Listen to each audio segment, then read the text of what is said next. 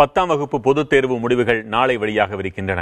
நூற்றுக்கணக்கில் மாணவர்கள் முதல் 3 இடங்களை பிடிக்கும் 10ஆம் வகுப்பு பொதுத் தேர்வு முடிவுகள் இந்த ஆண்டு மதிப்பெண் தரவரிசை முறை இல்லாமல் வெளியாக உள்ளது. முதல் 3 இடங்களை பிடிக்கும் மாணவர்கள் என குறிப்பிட்டு எளிதில் காட்டிவிட முடியாத அளவிற்கு போட்டி போடுவது 10ஆம் வகுப்பு பொதுத் தேர்வுகளின் சிறப்பம்சம் என்றே சொல்லலாம். 2014ஆம் ஆண்டில் 10ஆம் வகுப்பு பொதுத் தேர்வுகளில் 19 மாணவர்கள் முதலிடத்தை பிடித்தனர். 2015ஆம் ஆண்டில் 41 மாணவர்களும், கடந்த ஆண்டில் 2 பேரும் முதலிடத்தை பகிர்ந்து கொண்டனர். 2ஆம் இடத்தை பொறுத்தவரை 2014ஆம் ஆண்டில் 125 பேர் பிடித்தனர். 2015இல் 192 மாணவர்களும், கடந்த ஆண்டில் 50 பேரும் 2ஆம் இடத்தை பிடித்தனர்.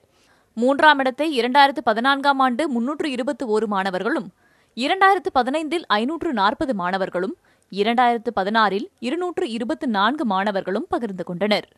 நல்ல மார்க் வாங்கியிருப்பாங்க.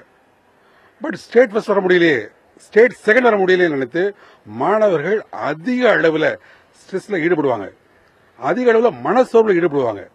இது மாணவர்களுக்கு மட்டுமில்ல, சொல்லிக் கொடுத்த ஆசிரியர்களுக்கு, பேரண்ட்ஸுக்கு அதிக அளவு டென்ஷன். இந்த வருஷத்திலேருந்து மாணவர்களுக்கும் சரி, பெற்றோர்களுக்கும் சரி, சொல்லிக் கொடுத்த ஆசிரியர்களுக்கும் சரி, எந்தவித ஒரு ஸ்ட்ரெஸ் இல்லை. இது கண்டிப்பாக வரவேற்கத்தக்கது. இந்த ஆண்டு பள்ளிக்கல்வித்துறையின் புதிய முடிவின்படி முதல் 3 இடங்கள் அறிவிக்கப்படாது. மேலும் பள்ளிகளும் மதிப்பெண்களை முன்னிறுத்தி விளம்பரங்கள் செய்யக்கூடாது எனவும் பள்ளிக்கல்வித்துறை வலியுறுத்தியுள்ளது. அதிக மதிப்பெண்களை பெறும் மாணவர்களுக்கும் பெற்றோர்களுக்கும் இந்த முடிவு வருத்தம் அளிக்கக்கூடிய வகையில் இருந்தாலும், தனிநபர் போற்றுதலையும் வணிகமய கல்வி முறைக்கும் முடிவு கட்டுவதற்கு இந்த முடிவு அவசியம்தான் என்பதே பெரும்பாலான ஆர்வலர்களின் கருத்து. புதிய தலைமுறைக்காக அபிநயா.